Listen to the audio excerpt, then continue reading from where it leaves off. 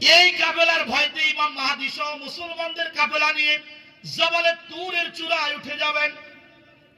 গোটা দুনিয়া তারা ইয়াজুজ আর মাজুজ দখল করে নিবে, খুঁজতে থাকবে। কোথাও যখন কাউকে আর পাবে না, তখন তারা চিন্তা করবে আসমানে যারা আছে ওদেরকে হত্যা করবো। সহিহ হাদিসের বর্ণনা, আসমানের দিকে তীর নিক্ষেপ করে দিবে।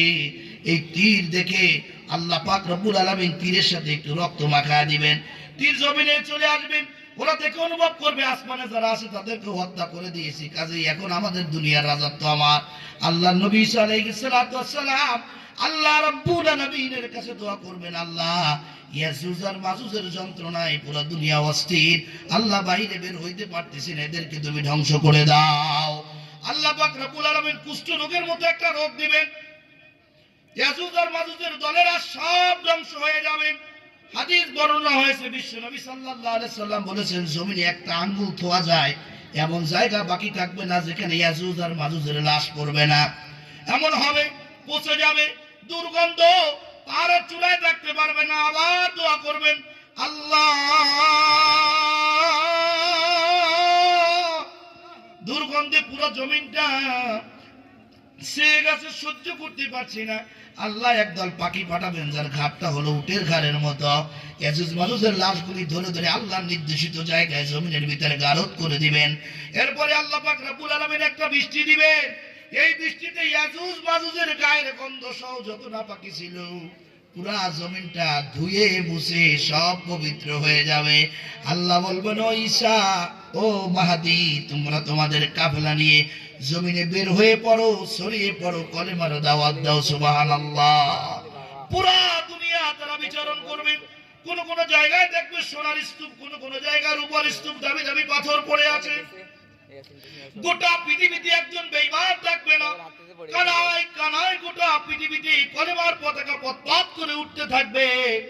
ঈসা আলাইহিস সালাতু ওয়াস সালাম এবং ইমাম মাহদীর নেতৃত্ব চলবে। হঠাৎ করে ইমাম মাহদী আল্লাহর ডাকে সাড়া দিয়ে দুনিয়া ছেড়ে বিদায় নেবেন। কিছুদিন পরে ঈসা আলাইহিস সালাতু ওয়াস সালাম চলে যাবে। মানুষগুলো ইসলামের পরে থাকবে। গোটা দুনিয়া একজন বেঈমান থাকবে না, একজন বেনামাজি থাকবে না, মদখোর থাকবে না, সুদখোর থাকবে না, হারামখোর থাকবে না।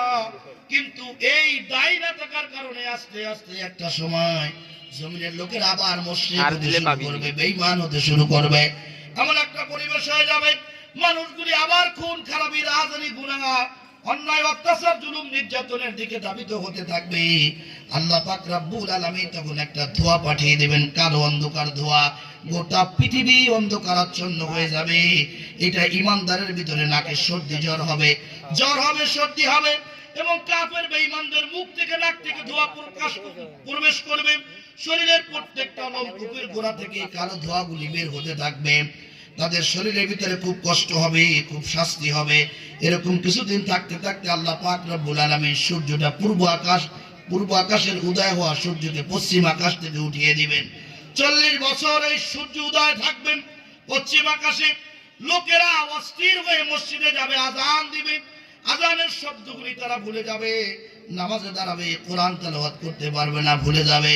কোরআন শরীফ খুলবে, দেখবে কোরআনের পৃষ্ঠাগুলি আছে কিন্তু লিখুনি আয়াতগুলি একটাও নাই। আহা, এমন সময় হাজরে আসওয়াদ, সাফা মারওয়া এর মাঝখানে অথবা অন্যান্য বর্ণনায় পাওয়া যায় অন্য জায়গা থেকে জমিন ফেটে দাব্বাতুল আরদ নামক একটা প্রাণী বের হবে। মানুষের ভাষায় তারা কথা বলতে থাকবে, লম্বা ইতিহাস। এরপরে আল্লাহ পাক রব্বুল আলামিন 3টা ভূমিকম্প পাঠায় দিবেন। এরপরে আল্লাহ পাক রব্বুল আলামিন ইয়ামেনের গুহা থেকে একটা আগুনের দলা পাঠাবেন। পৃথিবীর মানুষগুলোকে আগুন ধাওয়া করে করে কিয়ামতের ময়দানের দিকে নিতে থাকবে, পৃথিবীর আর এক প্রান্তে জমা করবে। এমন সময় আল্লাহ তাআলা ঠান্ডা একটা শীতল বাতাস দিবে। ইমানদারেরা এই বাতাসে কলেমা পড়তে পড়তে দুনিয়া ছেড়ে বিদায় নিবে সব একসাথে। বেঈমানেরা থাকবে, এদের উপরে আল্লাহ পাক রব্বুল আলামিন কিয়ামত কায়েম করবে।